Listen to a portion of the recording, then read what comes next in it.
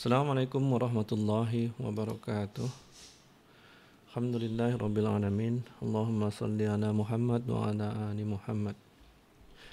Kita sampai di tafsir surat Al-Maidah ayat 78. Bercerita tentang Bani Israel, maaf ahli kitab, di mana Allah membuka aib-aib mereka yang mereka lakukan, betapa mereka tidak mau berhukum dengan hukum Allah.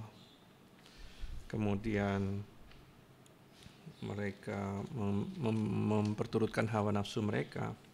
Ketika ada nabi yang mereka sukai, cocok dengan hawa nafsu mereka, mereka ikuti. Tapi ketika ada nabi yang bertentangan dengan hawa nafsu mereka, mereka ingkari dan sebagian mereka bunuh. Dengan hawa nafsu itulah terlahir agama Nasrani. Umat Nasrani adalah umat Islam pada dahulu di bawah Nabi Isa. Tetapi mereka telah mempromosikan Nabi Isa dari posisi seorang Nabi dan Rasul menjadi Tuhan. Baik, kita masuk ke ayat 78. Lu'inal ladzina kafaru min bani Israila ala lisani Dawud wa Isa bin Maryam. Telah dikutuk orang-orang kafir daripada Bani Israel. Jadi tidak semuanya menjadi kafir. Jadi yang dikutuk ini hanya yang kafir. Atas lisan Dawud, seorang nabi yang menjadi raja dari mereka, dan Isa putra Maryam. Dzalika bima asaw wa kanu ya'tadun. Demikian itu disebabkan karena mereka durhaka dan mereka melampaui batas.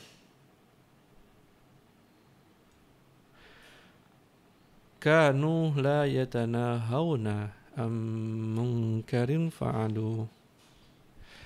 Mereka tidak saling melarang dari perbuatan mungkar yang mereka lakukannya.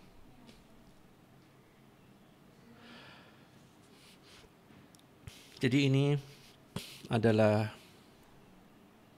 penekanan kepada sifat karakter yang buruk, di mana Allah menggarisbawahi bahwa tidak mengingatkan rekannya dalam perbuatan mungkar supaya mereka kembali ke jalan lurus adalah suatu hal yang besar. Dan ini dilakukan, dan Allah dalam ayat sebelumnya menggarisbawahi bahwa pendeta-pendeta rahib Yahudi mereka tidak memperingatkan apa yang umat mereka lakukan. Nah, perbuatan dosa ketika kecil dilakukan secara sembunyi-sembunyi hanya akan menimbulkan efek kepada pelakunya. Tapi kemudian ketika perbuatan ini dibuka, disosialisasikan, tentu akan menjadi penyakit dari masyarakat. Terlebih ketika para pemimpin-pemimpin agama, orang-orang yang mengerti ilmu, tidak ambil peduli dan hanya diam saja terhadap hal ini, sehingga terjadi kerusakan yang menyebar. Labi sama kanu yaf'alun. Sungguh sangat buruk apa yang mereka perbuat. Tara katsiran minhum yatawallawna alladhina kafaru. Kalian melihat kebanyakan di antara mereka, Bani Israel itu, menjadikan orang-orang yang kafir ini aulia, teman-teman dekat, sobat, pemimpin. Seperti case dari Nabi Isa, di mana orang Yahudi bekerja sama dengan Romawi, pemerintah Romawi, untuk menangkap Nabi Isa dan menuduhnya dengan tuduhan palsu supaya dihukum. Itu adalah salah satu contoh menjadikan orang-orang kafir aulia. Labi sama qaddamat lahum anfusahum.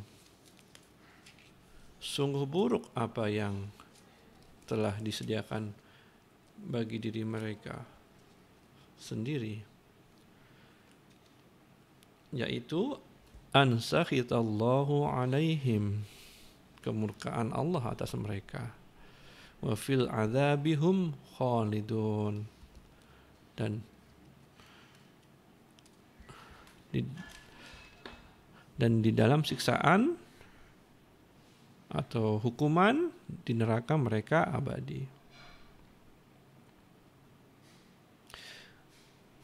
Ini keabadian dalam neraka adalah saksi daripada kekufuran mereka.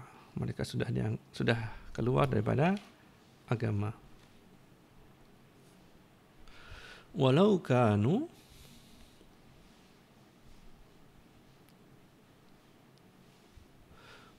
kanu yu'minuna billahi wan nabiyyi wa ma unzila ilaihi mattakhaduhum awliya'a walakinna katsiran minhum fasiqun. Dan sekiranya mereka beriman kepada Allah dan nabinya dan apa yang diturunkan kepada Nabi Muhammad, maksudnya Quran, mereka tidak akan mengambil orang-orang kafir itu sebagai aulia. Akan tetapi kebanyakan di antara mereka orang-orang yang fasik. Kita tahu dalam perang Khandaq bagaimana posisi Yahudi. Seandainya mereka beriman kepada Nabi, tidak mungkin mereka bekerja sama dengan kaum kufar dalam pasukan aliansi yang dipimpin oleh Quraisy, yang di dalamnya ada Bani Ghatafan juga.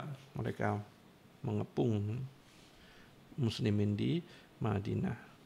Nah, mereka bekerja sama, mereka memilih bekerja sama dengan kaum kafir daripada membantu Nabi Muhammad. Walaupun ini sama-sama, Madinah ini sama-sama bandar atau kota mereka. Jadi itulah yang Allah highlight dalam firman-Nya ini. Itu dulu teman-teman, 78, 79, 80, 81. Assalamualaikum warahmatullahi wabarakatuh.